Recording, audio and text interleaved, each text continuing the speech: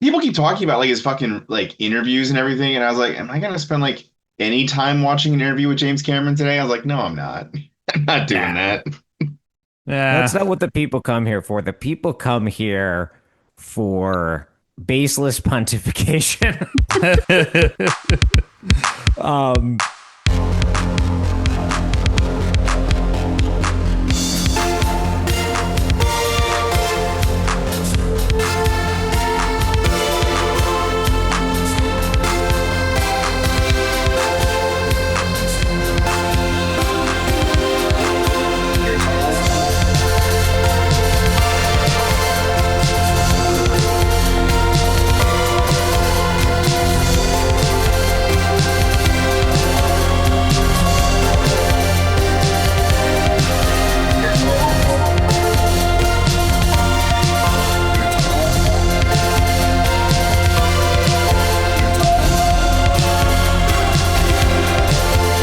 You're tall, but I'm standing in front of you.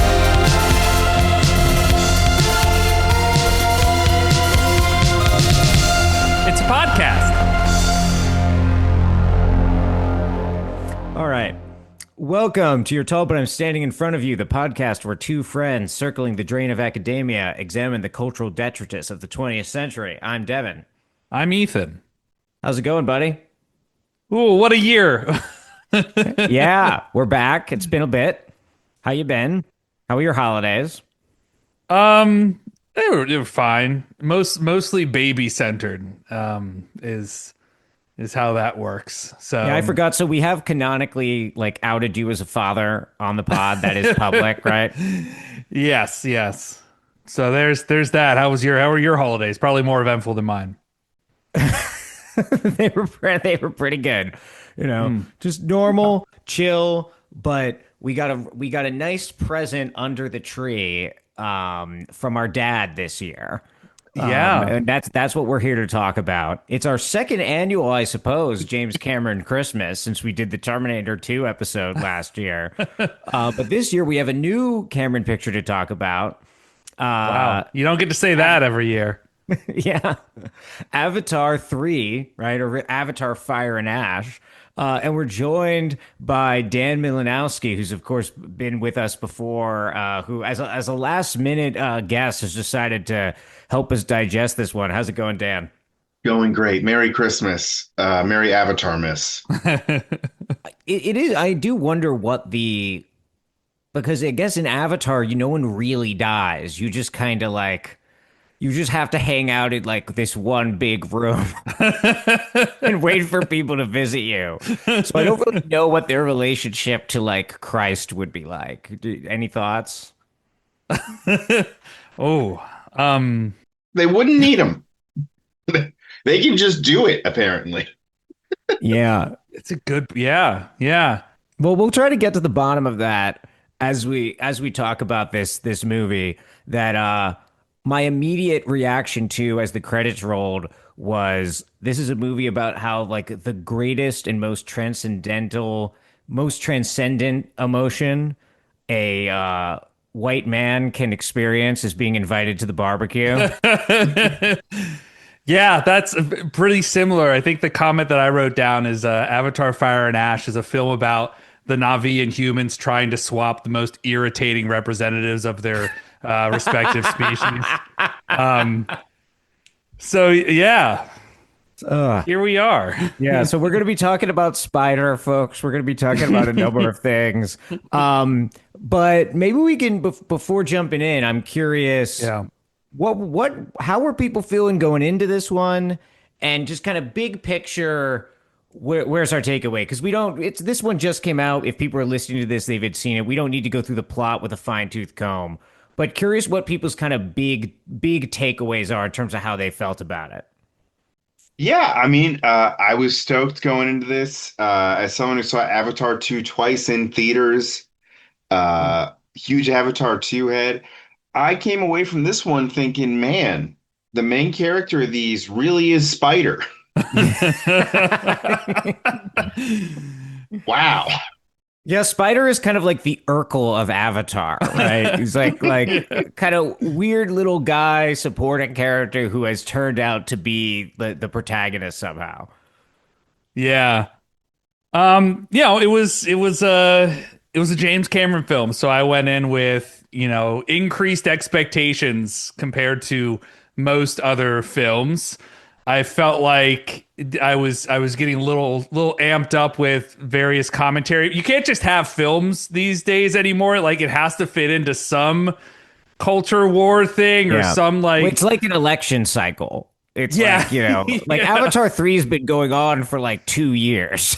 Yeah, yeah. And we're already talking about Avatar 4. Like there's not even any Mhm. downturn between elections or films these days. Yeah. But, there was that little sprinkle in of James Cameron being like, yeah, Palestinians have a right to resist. And that's what I think about with the Na'vi. And I'm like, okay, what's he cooking up here? So I was like going in sort of curious in that regard, but also not wanting to focus on that too much because I think that the need to do that in, I guess, especially like American society these days is ruining the film industry. So, what were you thinking, Devin? Yeah, well, so it was interesting going into this one for me because if you listen back to our original Avatar episode with JD Connor or our, more quick reaction one to Way of Water, you'll notice that like the way these episodes normally go is I come in a little like just don't quite like Avatar as much as I want to. And then like by the end of the episode, you, Ethan, have convinced me like of its like deeply radical leftist politics. And like I'm like, oh hell yeah. And then I kind of re-examine it. So like Yeah. hopefully we'll get there. But I was going into this one being like, okay, I unlocked Avatar 1 and 2 through the podcast. And now this is the one I'm gonna like love on day one. And Mm. I do want to be clear. My viewing experience was incredibly positive. I teared up multiple times during the film. Like as a day at the movies, like fantastic experience, no complaints, right? But I would be dishonest if I didn't say I was a little disappointed in this one. Mm. And I think the thing I'm worried about is, we covered two of James Cameron's other films in the Water series, when we talked about both The Abyss and Titanic, and we know that James Cameron's a man who loves water. Avatar 1, not a lot of water because the technology wasn't there, right? He invents this revolutionary underwater mocap technology so he can do Avatar 2. And I think he maybe loves water too much because I thought this was going to be fire Avatar, right? And we get a little of Mm. that, and I do think the Ash people are cool, and I wish we got like more of them, more kind of mythology, more even just like their ideology. I want to understand the way they conceive of themselves a little more, And I think Yeah. there was intriguing hints, and there's things in the film you can work with, but we just spend so much time again in the water and with the whales, and it felt like we were kind of almost repeating. It almost felt like we're getting on the Avatar 2 roller coaster again, and I love that roller coaster. Every couple years I want to get on it. Yeah. A technically astounding experience. Like I've got 3D glasses on over my glasses, and I'm not noticing it. I'm feeling like totally immersed in the world.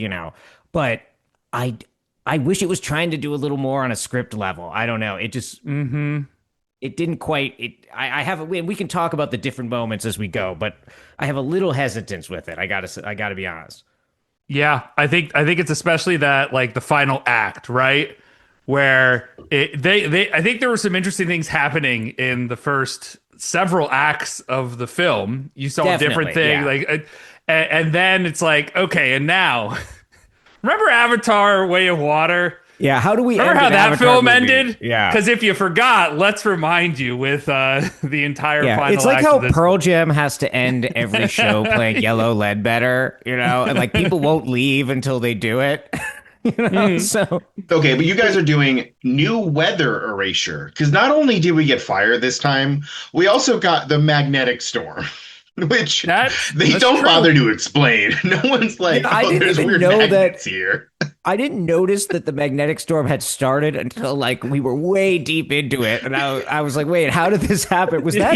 that what do they call the planet? The Gaia word is it? It's not Anya. That's the singer. Awa. Awa. Hey, wow. Was that Awa doing the magnetic storm? Was that the idea? No, it's just like normal weather. They're like, "Oh shit, it's magnetic storm Yeah. time." Yeah, like watch out, guys. It's got to be magnet. It is true. Yeah, and then you're like, well, that's. I'm sure something's going to happen with that because they mentioned it, but then you don't really get a sense of like, oh, this is going to be a whole thing until like you Yeah. see them killing Mrs. Soprano, and so I think that we get Yeah. to like that little bit though with Mrs. the Soprano gravity. finally canonically dead after Yeah, surviving the finale and yeah. joining the military and changing her name. Yeah, I know it's incredible, but it's I did like that piece with like they finally did something with the fact that there's these weird floating rocks in Avatar. I guess the first one like they maybe like hid behind them or so. I don't know, but this seemed like they were Mhm. doing a lot more. They being, of course, our dad. Jimmy Cameron. So I Yeah. think that is a good point, Dan, that there was something different. Not to mention there was an even bigger boat than the Right. previous film. So they need to make Avatar 4 because I want to know how big is that boat going to be. And the whales Um, fought. The whales could yeah, fight this yes, time. that's true. Yeah, yep, Yeah. I mean, in both films, like in both two and three, I will say, like, and I think, but this is part of what's, I can't stop thinking about them as like almost just repetitions of one is a repetition of the other, but the initial moments of a whale attacking. So it's Payakan in two, right? But then in this film, that the whale matriarch swimming ahead and being like, I'll go first, essentially, and then like jumping up and slamming into the like aircraft carrier, essentially. Those are the moments that I like I feel like I'm elevating out of my chair. And mm, even as I'm sitting there and as the film is going, I'm like critiquing the writing and I'm feeling like the wanting a little more from it on like the page level. It somehow always works when it does that. So that's why even as I say feels a little repetitive, I'm like, well, the yeah. repetition still works. I guess my question is like, can it work a fourth time? It feels to me like if Avatar 4 is like another kind of repetition of the Way of Water structure, you're really going to start feeling like, I don't know, like, doubt Cameron at your own peril. But at Yeah. what point do people kind of be like, all right, we've kind of seen what this is, but I don't know. Well, we know we're getting a time jump. So we know at least it's going to be a different cast. Why So do we know? How do we know that? Has he it said has to that or? do with stuff they've talked about where like they Ah, had to get a they haven't shot any of four except stuff with the kid actors. And they're like, we needed to do that before it was greenlit because we need stuff with the kid actors. So we know that there's going to be a time jump. I guess he's talked about it returning to Earth at some point. So there's a good chance we're going to go back to Weird Earth. So we have like some idea of where we're going after this, and I do feel they'd be different. I don't know Yeah. if Big Jim's got it in him anymore. Like the way he's out there talking about it, we're like, I don't know if it doesn't do well, I'll do a press conference or something and just tell you what it was gonna be. Like that's Yeah. like what? What's going on, man? Yeah, we're not used to seeing that kind of resignation from our dad. yeah, and I want to get into that because I think there's some parallels there. But I wonder if it makes sense to first just sort of hit the plot points of this film for people Yeah. who choose to understand the plot via an audio podcast versus seeing a 3D James Cameron film. I want to do this though. I think it makes the most sense. I'm sure y'all have the Wikipedias up, but I want to do this raw. I want to just try and Mm-hmm. remember back to it. I don't have any notes prepared, so Yeah, please yeah. fill me in on what I missed. Let me try and see if I can recall some of the major plot points, at least how I felt going through this film. Okay, Mm-hmm. so we start up essentially immediately after Way of Water, which took me a minute to realize because I have not seen that film since I saw it in theaters. So I'm like, oh yeah, no, this is like right after that. That's right. They had that big battle. And so Jake Sully is picking up all these weapons. But then the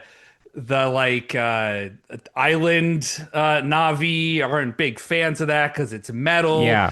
And just Um, one thing I think we should add, right? We start with the son having like, I guess a dream or just like the thing where they link up with Awa yeah. and like flying around with his dead brother. So it's you have this initial moment of sort of like what's going on? Didn't he die in the last movie? And then it's like, oh yeah, he's like visiting him in the Navi spiritual internet.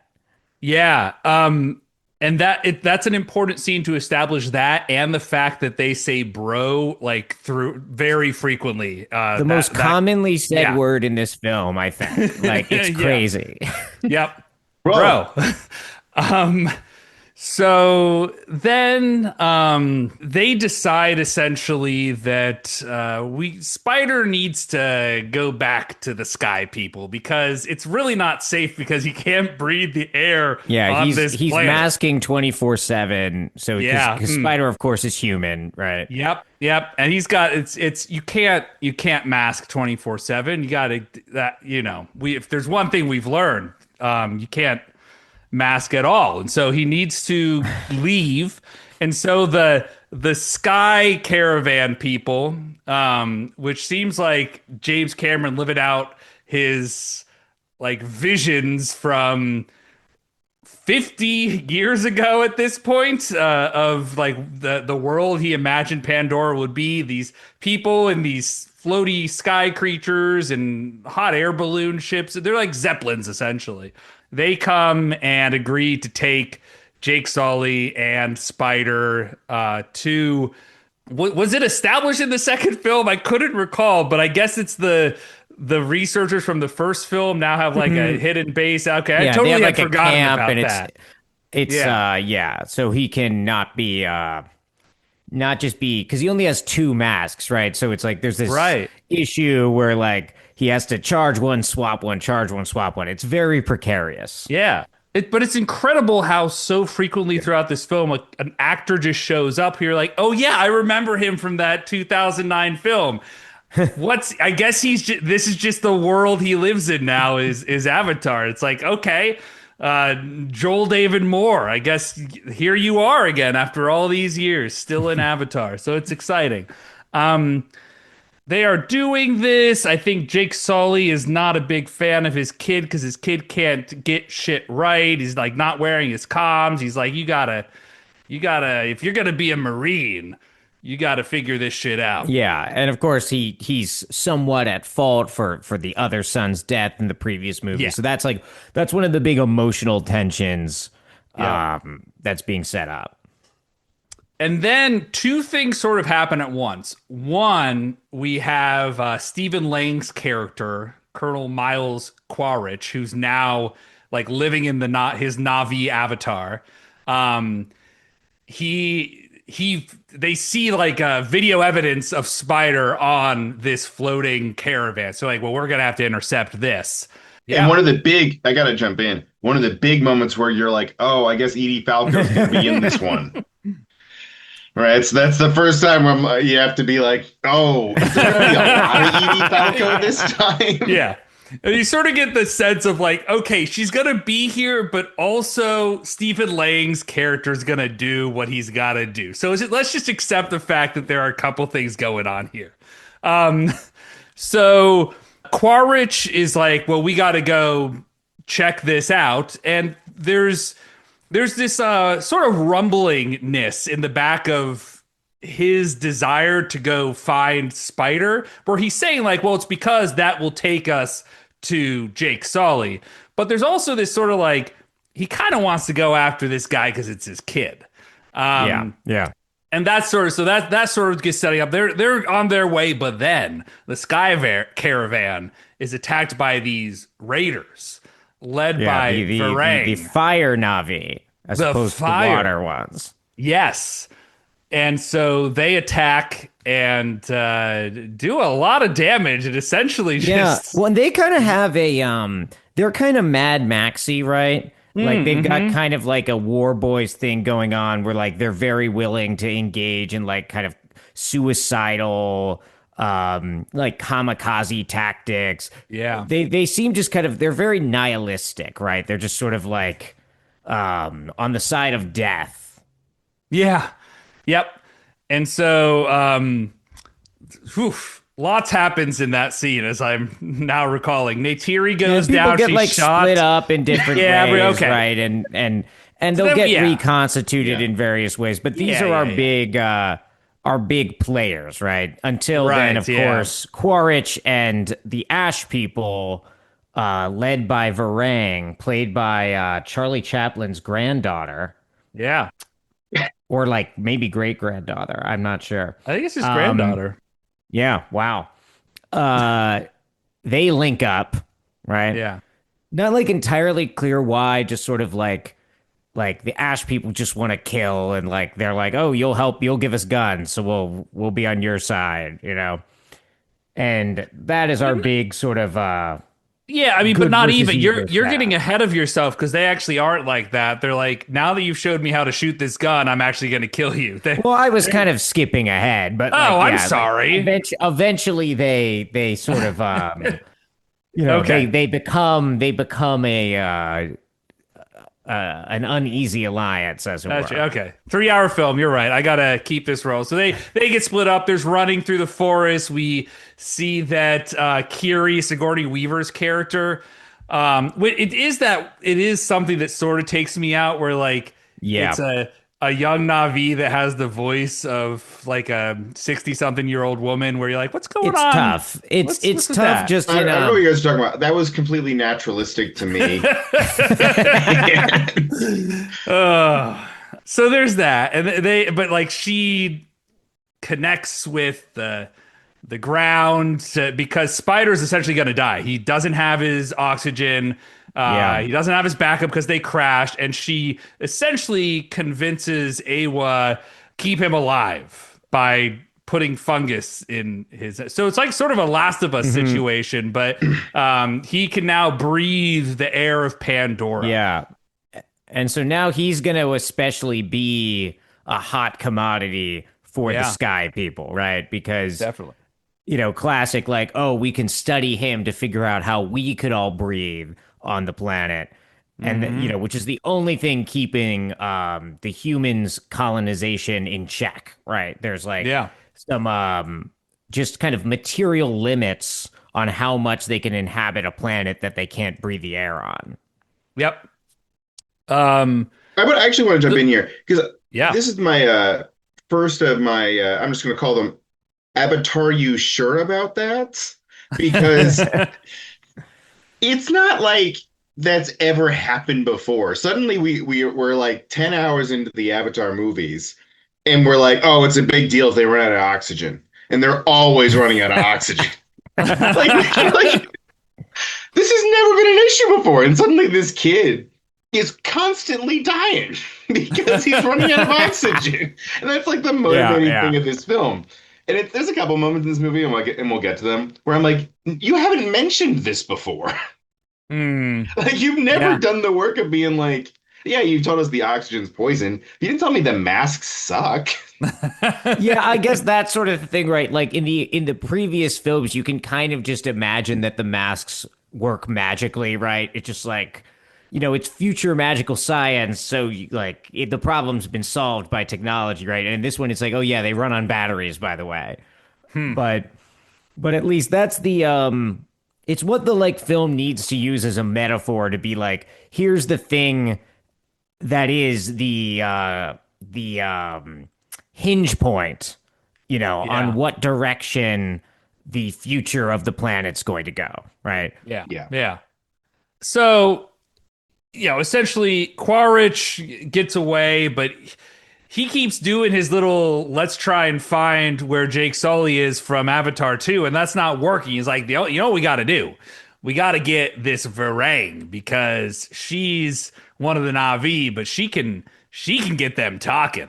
And so he goes to her and they team up and he's like, I'll give you weapons. You get to murder your god.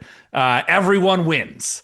And so then they team up, pretty much immediately find out where Jake Sully has been hiding and show up and are like, hey, we're going to arrest you. We capture Spider. We're going to arrest you. And Jake Sully like convinces them not to murder all the Na'vi. And he's like, yeah, no, it's cool. I'll be arrested.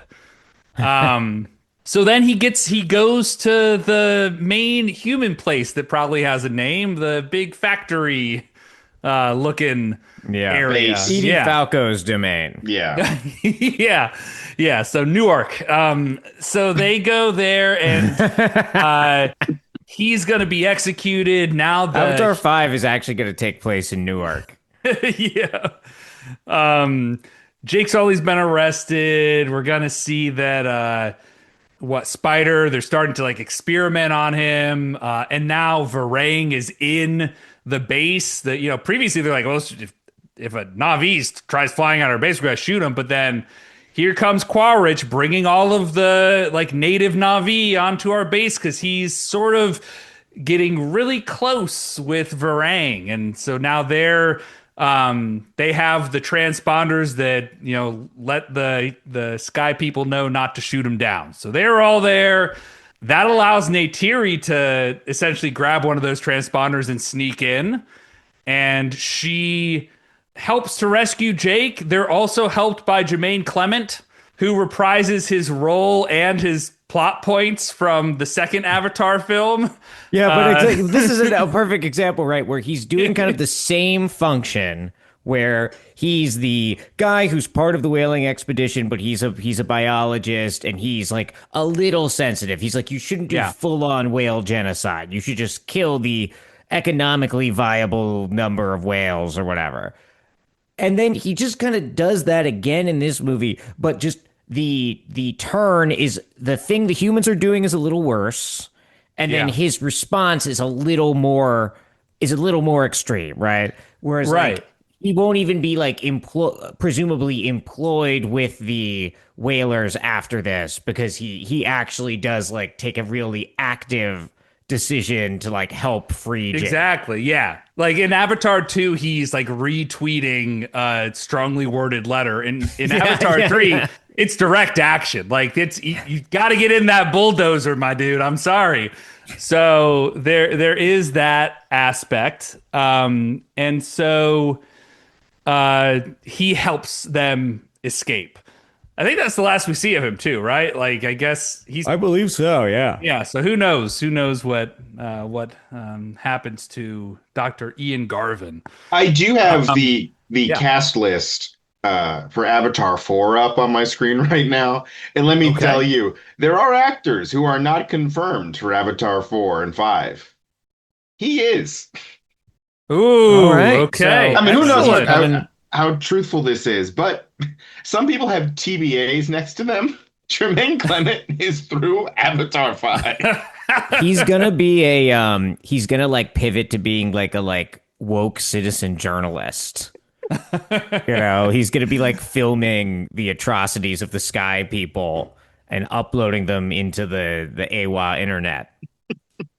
He's interesting compared to the Dr. Norm Spellman from Avatar 1, right? Who's kind of the guy on the inside in the first film. And like sort of at the very end is like, yeah, I'll hold a gun to, escort all these sky people out of here. But before that point doesn't really do a whole lot. Whereas like Dr. Ian Garvin in the middle of the human outpost, the main city on Pandora is like, I'm going to commandeer a bulldozer and just like smash into this prison. So he's sort of taking it to the next level situation. Yeah, and I do think this is telling about Cameron's worldview. Yeah.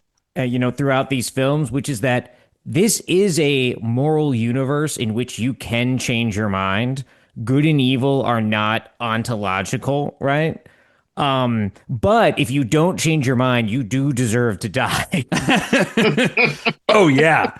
There's going to be a whole lot of humans, sky people dying really quick coming up here. Speaking of deciding to change your mind, once Neytiri and Jake Sully escape with Spider, they they fly off, and then Jake Sully has a moment where he's like, you know what?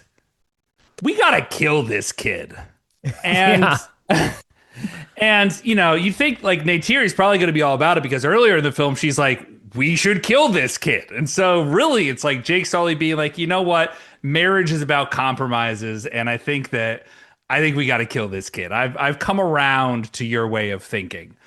Um, so he goes off into the forest to kill his adopted son, Because he and has to Nate. pee. He's like, where am I going to go pee? Come on in the woods. It's like, no, just come with me. It's don't worry about it, man.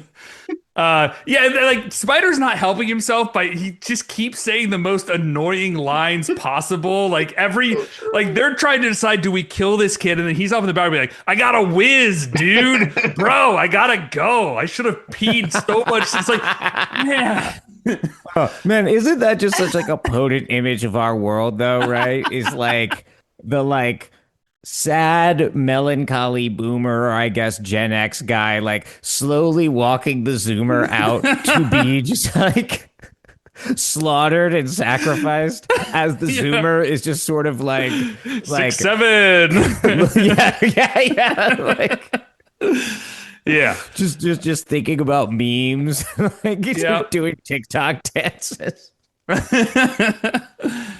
But after Jake Sully has let off his adopted son to murder him, Neytiri like has this moment where she's like trying to wash off the the red war paint that she put on to look like one of Varang's raiders, you know, and she's like struggling to wash it off, and she's like can't quite I don't you know, there's no indication of what's happening inside her mind, but you get the sense that she's realizing that um taking this course of action, she's giving up something of herself, and they are giving up something of themselves by deciding to kill Spider because they know what danger he poses to the future of Pandora. So she goes running off to to stop Jake Sully from doing this. Jake Sully's already decided not to do it. So everything's cool. I decided not to kill you, adopted son, so we're cool now. Let's fly home and Yeah. have a A big moment, one battle. of the moments I find more frustrating in the movie, to be honest, it just doesn't really feel to me like it was emotionally earned. Yeah. Felt kind of put there for there to be a big emotional scene. Whereas, like, when whales are attacking and when Sigourney Weaver's saying kill all the sky people, I'm like in tears. Like, Yeah. this part, I'm like, okay, let's wrap this up. I know he's not going to kill Spider, although it would have been Yeah. awesome if he did. Can you imagine if he just That would like have fucking? yeah. And it's like, listen, it was for the good of the Navi. It's what we had to Yeah. do. Do you think like because they were not back yet? So what do you think the conversation was on their little flying pterodactyl the rest of the way home after I that? assume it was quiet. I assume that Yeah. it was a quiet ride. Someone turned on NPR. So There's a novel about Hiroshima called Black Rain. It's a Japanese novel, and there's a scene in the novel. And it's kind of meant to be like darkly comic in the way that the novel presents it. But there's like this kid who like that their house is like falling apart, you know, and on fire, and like the dad just runs away and abandons the kid, assuming he's gonna die, and then the kid survives, and then they're like sitting there like, oh "Ugh." You know, it's kind of like yeah. that. As a millennial, that's like my whole childhood. So we then we come to the big final battle. The humans are gonna kill all the whales because it's their I forget what they call it. It's like their calving day or something. It's all the Yeah. whales are gonna be there. There's a whale meeting where they decide whether or not to fight, and the exile whale comes back. It's like, you gotta do it. Look at this other whale. They like took out his eyes. We got to fight. They're like, Her we'll eyes. think on that. Her eyes, excuse me. We'll think on that. We'll get back to you. And then we have this whole big battle. there's all sorts of this is where like you get like just so many great scenes of just like humans getting their shit wrecked, Yeah, just right? slaughtered. But then we do Yeah. kind of repeat and this is, I think, really where the comparisons to two are coming out because Yep. it's not just that it ends with a big set piece, but the rhythms of it are just very, very similar to Way of Water, right? Where it's like Yeah. this big triumph of all like, the big wave of the good guys attacking and you feel really good. And then like, the music kind of dies down and it's like the one woman's voice singing mournfully as like a montage of each character kind of having things taking a turn for the worse Yeah. kind of happens. Yep. So things go poorly because Quaritch and Varang show up. Apparently that's what they needed to win. That's what the Sky People needed to win was 100 Na'vi just showing up with some machine guns. And things suddenly go poorly. A bunch of people die. We Kate Winslet's in this film, folks. Again, She and dies. I still couldn't recognize her. Yeah. I got shocked by it again. I forgot that she was in the second one, and then I was reminded, and I was like, "That's crazy. They had me Yep. twice with this." Yeah, but she gives birth as she's dying, which is pretty Exactly. cool. Yep. So again, things are not going well, That's still birth. but then we have the situation where Kiri, who this whole film has been struggling to connect with Awa, right? Like, Yeah, is she's got a they, bad land connection. they describe it Right? as a She can't. firewall, yeah. Yeah. And I guess the solution to that firewall is like to brute force, just like break it. Yeah, her and her spider and the young daughter, they basically Yeah. like pool bandwidth so that they can, Yep. they can stream the video fast enough. Yeah. So they do that, and that unleashes super AWA powers for Kiri, who has all of the sea creatures attack the sky people. Again, very similar to Avatar 2, where then like there's a scene on the big boat where it's sort of like Stephen Lang's character and the main characters and this like back and forth of like, oh, who's gonna get it? But then I guess Varang just like gets away. They end up in the sky fighting the gravity thing we talked about earlier. Stephen Lang like stops fighting Jake Sully to like save Spider from falling off the floating islands. Then Stephen Lang just like jumps off, I'm sure to return in Avatar 4 if it happens. And so correct me if I'm wrong, but that's sort of like the last Hold scene, up. of course. Of Hold up. Yeah, well, course. and then I Yeah. want to give Ethan the credit for this because I didn't even perceive this until you pointed it out to me after you saw it. But we get the Titanic ending. Yeah, it's the Titanic. Yeah, this is they all. It would have been like super funny if it was like the literal like Titanic stairs, but The same, yeah, or yeah, like it's like just the Na'vi same stairs. camera movements. Like Yeah. Celine Dion is singing as like, you know. Yep. But yeah, like Spider gets to go to like Navi Heaven now as well, which is really cool that Navi Heaven's a place you get to go before you die. It really is like, Pandora, it really is just like the perfect place, right? It's Right. like you get to have everything. You get your life gets to be historically and spiritually meaningful. You get the payoff of an afterlife, in the midst of life itself, total confidence your entire life that like, you will exist after death. No uncertainty whatsoever. Yeah. So you can kind of be a perfect revolutionary warrior, right? Yeah. And there you have it. That's Avatar 3, Fire and Ash. So, So question for you guys. yeah. Would the human species be more or less like politically revolutionary if we had certainty about an afterlife? Who knows?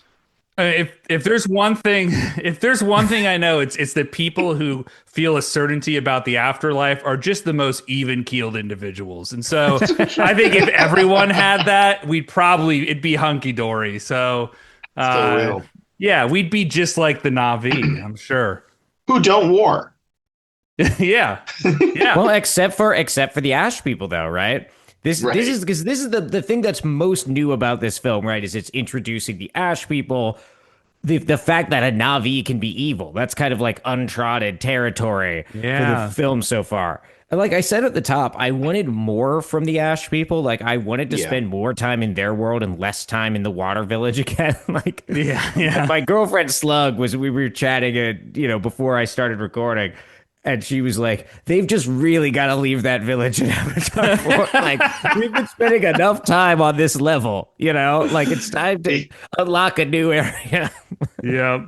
Yeah. What did y'all think about the Ash people? Well, great. I mean, Varang's cool. Shout out to everyone who felt themselves awakened in many ways watching Varang. I'm happy for you. Yeah, wait, that's a Um, thing, right? People are like yes, being horny about Varang online. yes, very.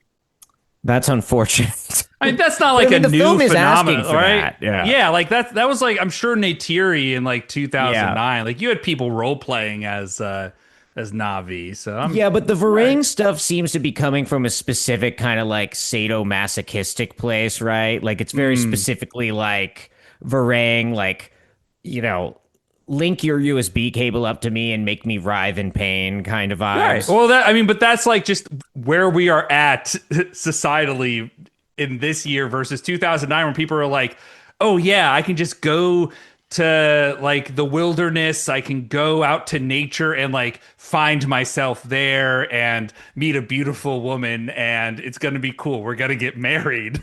Whereas Yeah. like by the time we get to Avatar 3, it's like, oh yeah, she's gonna hurt me real bad, but it's gonna be real good. Hmm. So that's how things have changed. It really makes you think. So Yeah. that's Avatar 3. Yeah. Shall we get into what's going on in between the pieces?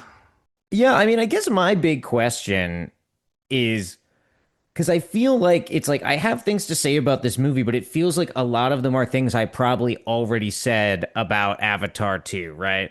Like Mm. I do love the like unambiguous spirit of like the kill all sky people moment, right? That's one of my favorite moments in the film. Like it doesn't hand wring, it like takes a stand like no, this is something that there is a moral right to self defense, and that can take the form of violence, and that's not like a moral quandary, right? Love that, but I feel like we kind of already had that, right? And then my other big take is like thinking about like how much James Cameron kind of wants to be murdered, right? Like he wants to open his eyes and there to be like a like revolutionary radical woman pointing a gun at his head, and like he in his final moments he knows he's being killed and that it's going to improve the world, and so this Yeah. seems like his deepest and darkest wish and fantasy to me. Well, we'll get into it because I think more so than his previous films, I think this one is more of an open question about whether the Na'vi have to kill James Cameron. I think that it's more of an open question in this one, but I don't know, Dan. What are your thoughts coming out of the third film? Yeah. I mean, do the Na'vi have to kill James Cameron? I mean, not if he goes native, I think is the answer Yeah, that the film gives. yeah, Yeah, yeah. Um, yeah. for better or worse. I mean, what I was thinking of the whole time was that, like, man, Edie Falco is bad in this movie. And I bring that up because there's like this insane scene where she gets into an argument with Giovanni Ribisi, who I'm so glad gets to still come on screen. Like, I'm so glad that Giovanni Ribisi still gets invited to these sets. Yeah. And they're like arguing, like, oh, yeah, I don't care that the White Dreads kid has the most important scientific discovery of all time. Fuck that. We need to kill them all. And it's one of those things where it's like, one of the reasons why this movie is like, I think weaker for me than the previous one is that like the economic rationale is so clear in both the first one with unobtainium and this one with whatever the fuck they get out of the whales. it's a miracle pharmacological discovery. They get out of the whales. Cool, that's rocks. But like, there's no there's no reason they'd be cool with killing Spider if that's like the undergirding logic of human expansion here, right? So it's Yeah, just yeah. like there's a this is and it kind of like weakens the whole movie where it like turns it into a series of petty grudges in Mm. terms of its like inner character conflict, especially with the Ash people have no, they're not expanding, they're Yeah. just raiders. There's like Yeah. five people in the Ash tribe. Yeah, yeah, Like, yeah. Yeah, Right. so yeah. They're like the it Tuscan Raiders, right? It's like there's not yeah, really a threat of them ever taking over the city. It's just like, oh, when you're in transit on the highways, you right. might get robbed. Yeah, I mean, so I partly agree with you, Dan, but part of me is also like, well, this film is much more like in multiple ways. It's sort of like the Imperial boomerang, right? So it's essentially what happens when you throw a bunch of weapons into the hands of these brutes and expect that they're just going to follow what you want because you understand the ultimate goal is like protection of capital. When like those people don't understand that game. They are just like they love the killing. And so it's maybe Edie Falco. We don't really get a sense of what the fuck her deal is, but like maybe she's just like, I'm just a Marine. And who Mm. knows? But we certainly with Varane get the sense that she's in it for the love of the game. The game is killing. And yeah, like she wants to kill the god of her planet. So, I mean, you're giving her weapons. I don't know that that's going to end up well Mm. for you. It certainly didn't indirectly, but I that was sort of the sense I was getting from a lot of that, where the Marines in this one were much more like not as subservient to Giovanni Ribisi's character as they were in the right. first Avatar film. But there's like, fuck it, just kill him. Like, it'll be fine. I think this speaks though to kind of what Dan was saying with like the plot kind of turning into a series of petty grudges. Mm, Because I think part of the problem here, if we think about what the film's doing, like a big picture formally, like how the narrative's functioning, right? Is that like the first Avatar, the narrative propulsion is coming from the politics, right? It's like Jake Sully having this kind of like political awakening, right? And making this decision to join this like anti-colonial force, right? And to wage, and that's very satisfying, right? And the kind of problem for Avatar 3 is that the politics of this world are kind of settled. It's like we know what the politically right decision is. We know who's bad. We know who's good. That's kind of all been resolved, except for the fact that it hasn't, in that those two sides still exist within the diegesis, right? And yeah. so for the movie to have like plot inertia and like propulsion, it has to, like Dan said, find it in these like little interpersonal kind of grudges that kind of give it a way to keep moving forward without the only way it could actually resolve itself would be like the Navi's like unambiguous victory over Yeah. the sky people, which it doesn't want to do at least yet, right? It like because Yeah. then the conditions for future films cease to exist. I'm just trying to think of any real world parallels where there's that unambiguous nature and yet it continues to be unresolved and I'm Yeah, struggling. but this is the thing though, Ethan, though the problem in our world, right, is maybe the philosophy of it is settled, right? But the materials relations aren't, right? Like the revolutionary political subject has not materially formed, even if we want it to. And that's what would need to be narrated, so to speak, in our world. That's what the plot would have to be is how Mm, do you actually constitute that revolutionary body, right? In Avatar, that revolutionary body already exists. So it's like we've skipped steps in history, right? right, And then yeah. it's just now it's like the battles. Now it's down to tactics. Right? Like, um, Yeah. so I think that's sort of the thing that it's like the first Avatar was kind of speaking to that problem in our world Yeah. of how do you conceive of yourself in a imperialist capitalist world, you know? And then it's like now we're just playing out to see which side wins, I guess. I still love the movie. I still love watching it. It's not going to have, I think, quite the emotional wallop that Mm. without making further moves that aren't just like on the level of plot and character that have that the character moves feel like they're somehow corresponding to like a larger sort of like political arc or historical arc to the series, you know? Yeah. Yeah, I mean, for me, the big problem comes down to the fact that the Ash people are portrayed as pretty stupid. And I think this Yeah, really yeah, undercuts the movie's goals, where it's definitely. like, you know, one is that like obviously in the like historical grammar of film, they're Comanches in, mid-century westerns. But they're not Comanches. They're very much not, because they have no problem with the Sky People, it seems like. They're just like, no, no, Yeah, no. yeah. We only raid other Na'vi. Exact. That was We don't exactly have an my problem with anti-colonial them. politics. Yeah. We actually just love popping the blimps. They insist on flying, despite knowing that we have solved the blimps. I completely agree, Dan. Like that was what was bothering me is just like not that we didn't just get more lore about the Ash people, which I would have liked, but it's like whatever, I'm not lore's not that important to me either. But I wanted like a more fully articulated ideology of how the Ash people imagine themselves in the entire social system of the film, and it feels like you're saying like that's not fully developed because it's not. They would have had some way of conceiving of their relationship to the Sky People, even if it Yeah. wasn't just the purely anti-colonial hostility we want them to have. They should have then had a different, some kind of understanding of that relation that wasn't just like, oh well, if you guys are giving us guns, you're cool. And otherwise we don't really think about you. Like you should be thinking about them. They're an important force on Right. your planet.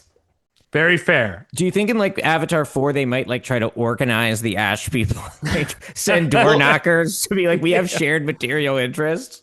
do you guys want to know the only person who's been cast for Avatars 4 and 5 that isn't in this one? Yeah. Ooh, who? Michelle Yeoh. So Huh. Oh, Michelle Yeoh has apparently filmed her scenes. Do we know if she's playing human or Navi? Human, because she's Dr. Karina Moog. And I'm sorry to the Navi, I don't think they give out doctorates. So oh. I don't know. They keep having more advanced things every single like they had these flying blimps. Like maybe we're gonna be going to Navi State University in the fourth one. Who knows? Interesting. Dan, before you head out, any concluding thoughts on Avatar 3, Fire and Ash, or Avatar as a series, where we've been, where we're going from here? I can't wait to get to Earth. I mean, my final thought is just like, I don't know, how did you guys see this one? So I saw it in an IMAX in 3D Me with the too. high frame rate stuff. Oh, I don't know if I had the high frame rate or not. I don't. I saw it at the King of Prussia IMAX in 3D. I'm not aware of any high frame rate stuff, but it's possible I just didn't know what I was looking at. When it moves weird. So I have no idea what the fuck he's doing with the high frame rate Okay, stuff. you know what? I Because it's think I like, must have had it because I remember there were several moments where I was like, "What's going on with the movement? It's looking like right, kind of janky." right. Because that's your Huh. eye readjusting to 24 frames after being exposed to, I think it does 48 frames in the Oh, high that makes a moments. lot of sense. Yeah. Yeah, yeah, Huh. I have no idea what he's doing with it. I saw Avatar 2. I had no idea what he's doing with it there. I have no idea what yeah, he's doing with it here. It's the most weird and like eyeball scratching feeling to see these yeah. movies in with the changing frame rates. Like, what I want him to do is to, Jim, just give us the whole movie in the high frame rate. Yeah, Why yeah. can't you do that? Why are you subjecting me? Were you detecting any kind of logic to when he was using it? No, I mean, I think it's there to let us see the action scenes that are really busy better. Mm-hmm. I think that's why he uses it. But the problem is, it changes shot to shot. Yeah, yeah. He selectively applies it so much that it is the weirdest viewing experience. And I love the 3D in these movies. Like, I think it's amazing. 3D is The was sense of depth. fantastic. I have to say, I've never felt even compared to two. I've never felt more immersed in 3D. I never even thought about the fact that I was like, what, it felt like Hmm. just I'm watching the movie how it's supposed to be the entire time. Mm. Oh, but this actually does bring me to the only question that matters. Are you excited to see Steve Rogers return? Oh, my Oh. man, it's so fucking funny. It's like it's so funny that it's like there's this interregnum period where they're just like, no, no, no, it's new generation. We've got it. And then they're just like they cracked once with the bringing Downey back thing, and now it's just like the entire like facade is crumbling. Yeah. Yeah, but I assume Dan, as our resident like cultural pain pig, you will be like first night at Oh, night Doomsday. of. You better believe it. Though I did regret a lot of my life choices because the guy behind me at the IMAX did stand up and go, yeah, when he Oh saw man. that trailer. So I will be in a room full of people who I wish I wasn't among. But um, you I will know, always remember I saw Avengers 2, Age of Ultron in a theater. I don't usually see the Marvel movies in theaters, but that one I must have seen relatively early for whatever reason, first weekend or two. And when Jarvis starts turning into the Vision and you kind of are like ascertaining like that's what's happening. The guy in front of me was like pumping both of his fists like into the air for like 5 straight minutes. And I think maybe started to cry. But not for me, man. Just keep me on Pandora. Yes. nah, I can't wait to come back next Christmas because we're definitely, you guys got to do a Doomsday episode. We'll see. We're gonna be doing Dune 3 around then, but maybe They're we going can to do a become kind of a competitors in the box Doomsday. office. Yeah, Yeah, yeah. You Doomsday, know? right? They're trying to do a Barbageddon thing that's they don't think it'll That's going to work, but be like 7 hours in the movie theater. Yeah. right. Well, the I like how like the idea with Barbenheimer was like, oh, here's two like totally different flavors of movie that you could experience together and it'll be fresh. And then like now it's like, what if you had 8 straight hours of like grim CGI? But we will have to touch on Doomsday as part of our Dune 3 episode. So, or Yeah. maybe if we can't, Dan, we can bring you on for like a quick hit just to let us know how it was. The Dooms moment. Yeah, Yeah. from the field, reporting. All right, Dan, thanks as always for All right. joining us. No problem. See you guys.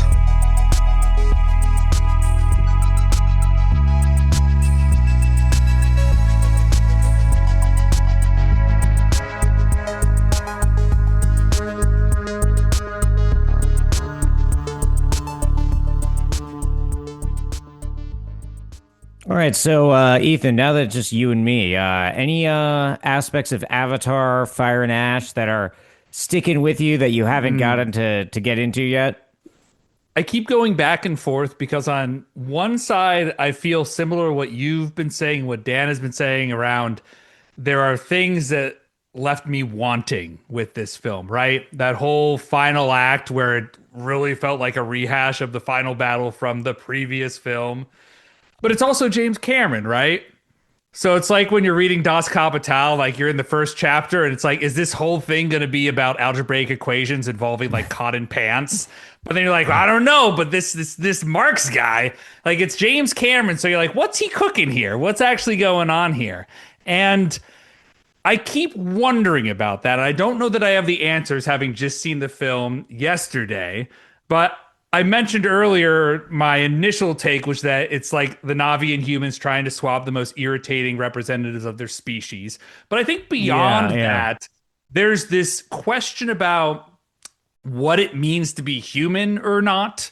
It's almost this sort of transhumanism theme, even more so than like the first film, where it's like you can be an avatar, but it's like seems to be getting it seems to be muddying it in a way that is more interesting than the first film, I think. And so like in like so many different ways. You have Spider, who just wants to be one of the Na'vi, and is like literally transformed by Yeah, Awa yeah. to be able to be part, And man, don't you that. wish like it would make our job as a viewer a lot easier if it just like kind of made him into a Navi?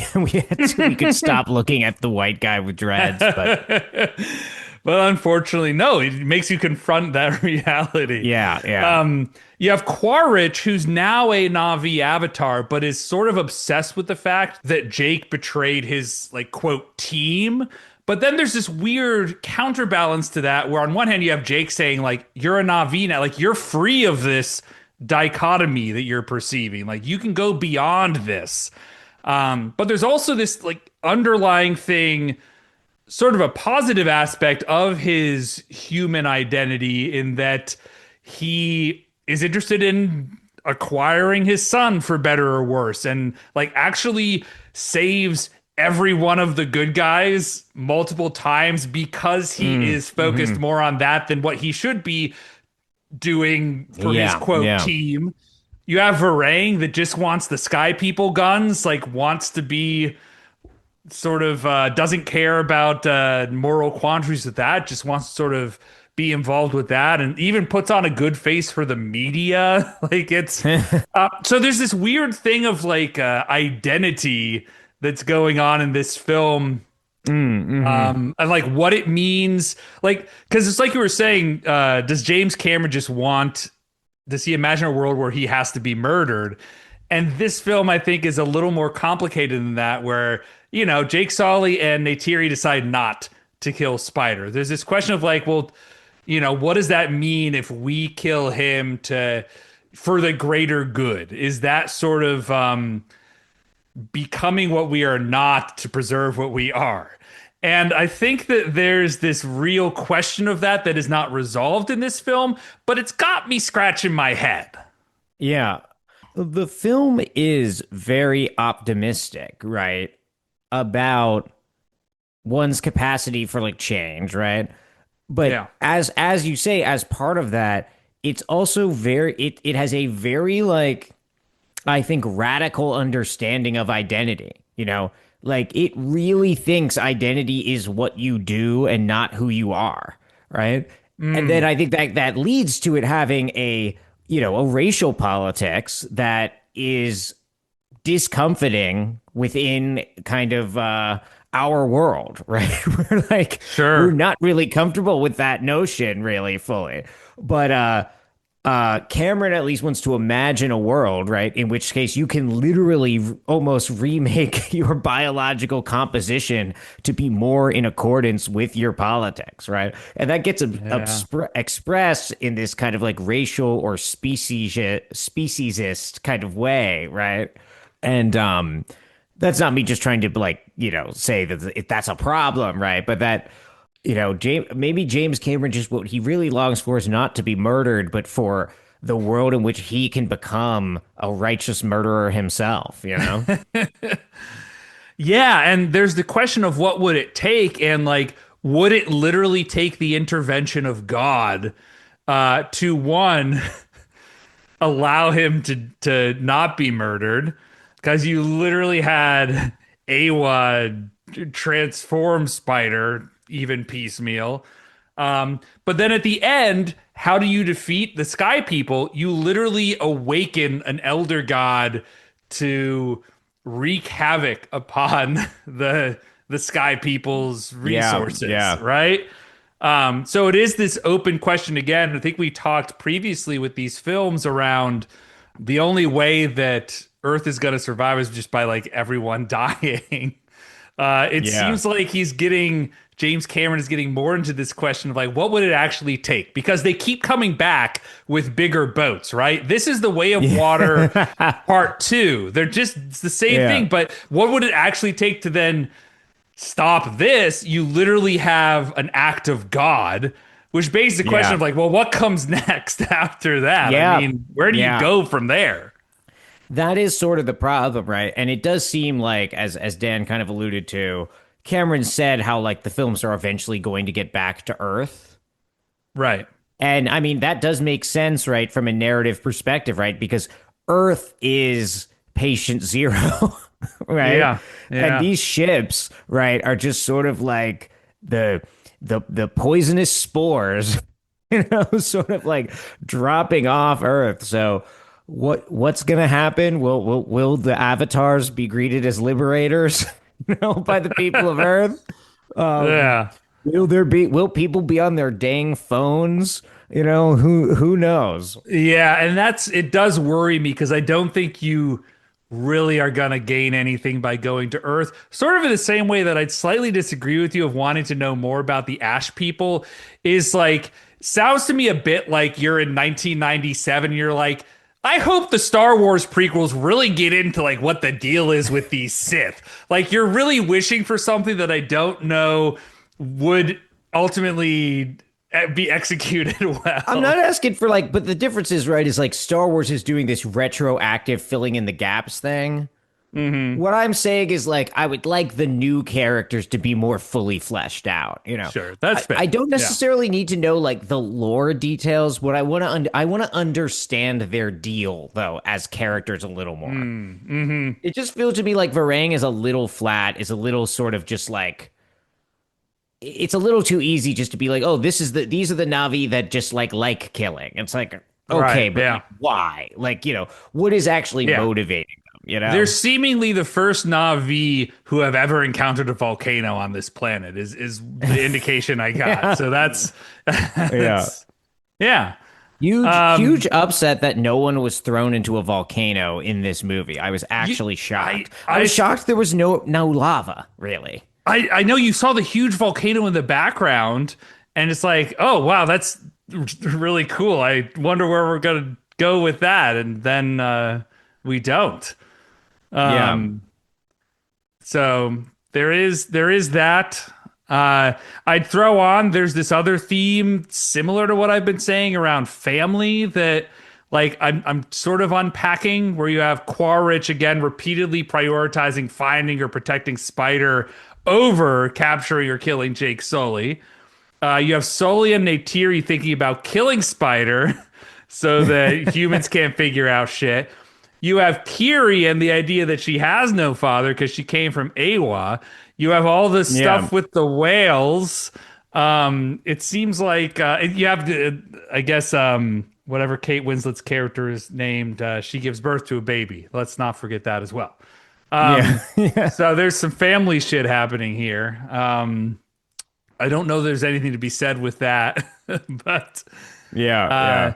and then yeah, I am still grappling with what you were saying around the petty grievances.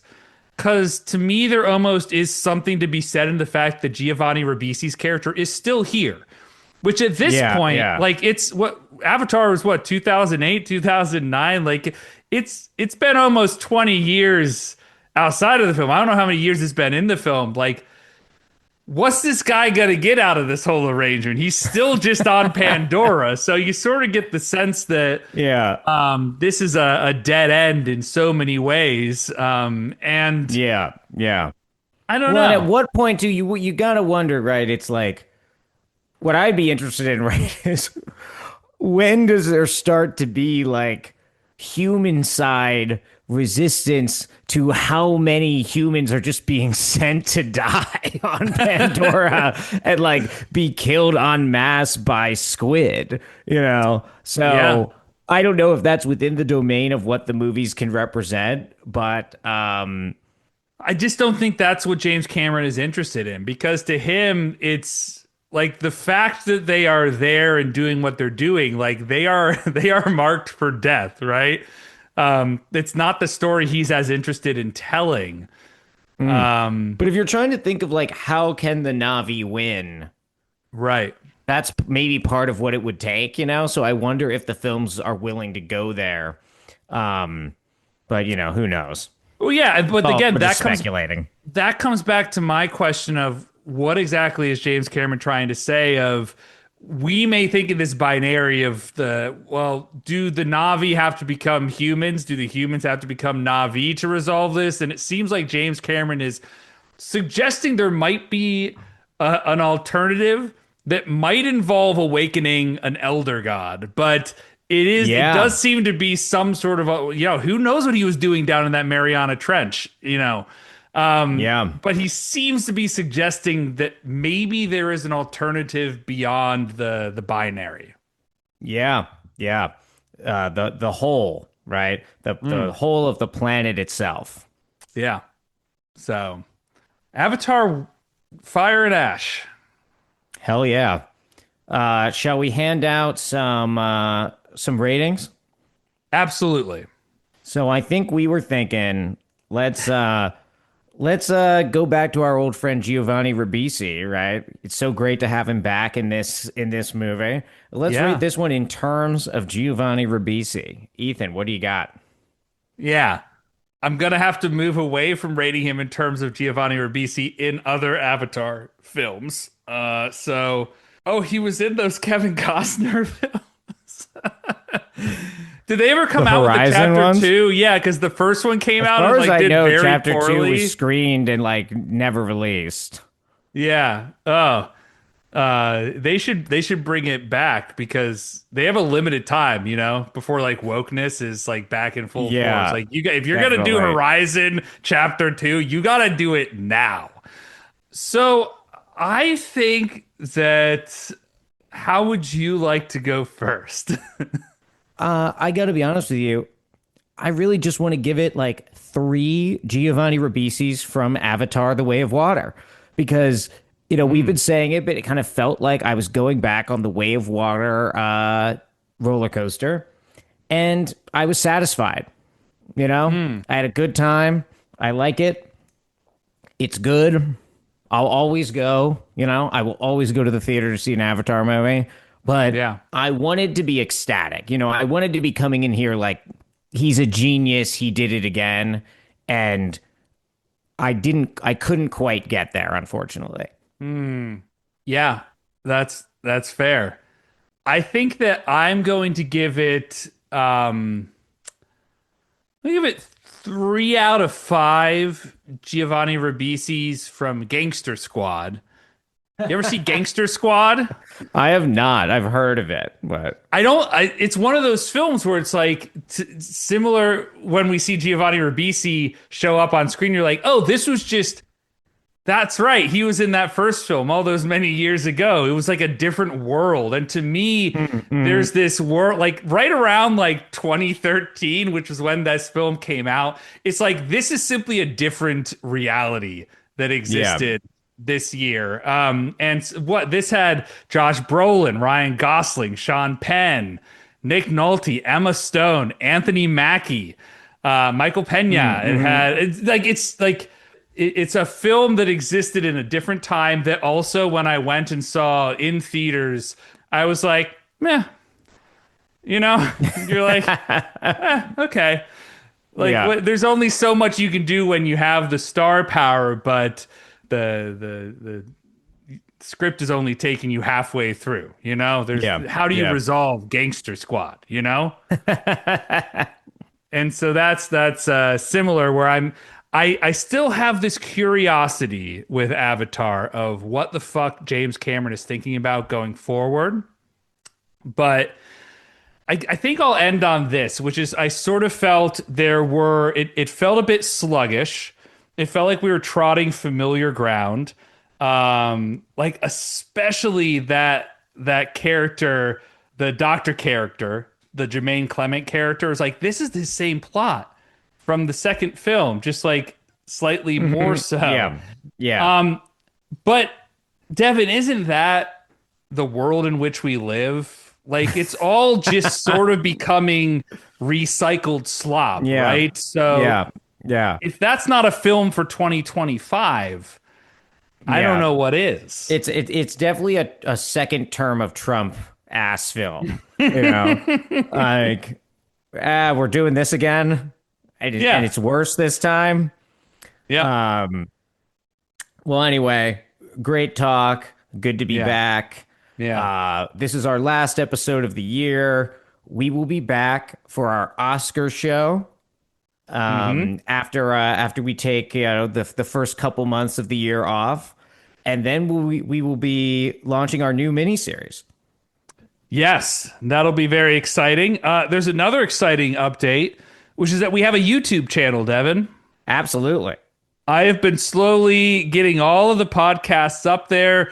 I also have uploaded both of our Oscars specials, the videos of those, since those were live streamed on Twitch, as well as some Prime segments, such as the classic Star Wars character trivia show that we had for our Star Wars holiday special. There are a few episodes that I'm needing to re-upload without copyright infringing material, because apparently you can use any lines you want from Enemy at the Gate, and it will only be banned in Russia. But Yeah. if you try to use a single note from My Heart Will Go On in a Titanic episode, Yeah. YouTube will ban the entire episode. So I'm still working through some of those, but otherwise, we've got a new YouTube channel. So we'll have to make sure folks check that out too. And if you haven't listened to or watched the Oscar specials, do yourself a favor and at minimum go to the most recent one and skim through and find the segment where Mike B comes on and tries to guess what the best picture nominated films are about. Yeah. The most I've ever laughed on the podcast, probably. Great stuff. Yeah. So thank you for doing that, Ethan. We'll see you after our Oscars episode. They needed so much information, Devin. They needed me to take a picture of my face and then like turn my face upward and then go to the size to show I'm a human and then give them my social security number. It's obscene. It's crazy to think how many like shitty YouTube channels the people are putting themselves through that. But thank you, listeners. We'll see you in the new year. Catch us on Twitter and Blue Sky at Your Tall Pod, Instagram at Your Tall Pod. I'm at Stale Cooper. Ethan's at Mathesippi. And as always, Also find us at youtube.com. And YouTube. And also keep circling that drain. I did a whole thing and then you didn't mention YouTube. Okay. Well, it's, I'm used to saying what I'm used to saying. You know what I mean? All right. We'll see you next all right, time for dude. the press conference that talks about Avatar 4 and 5.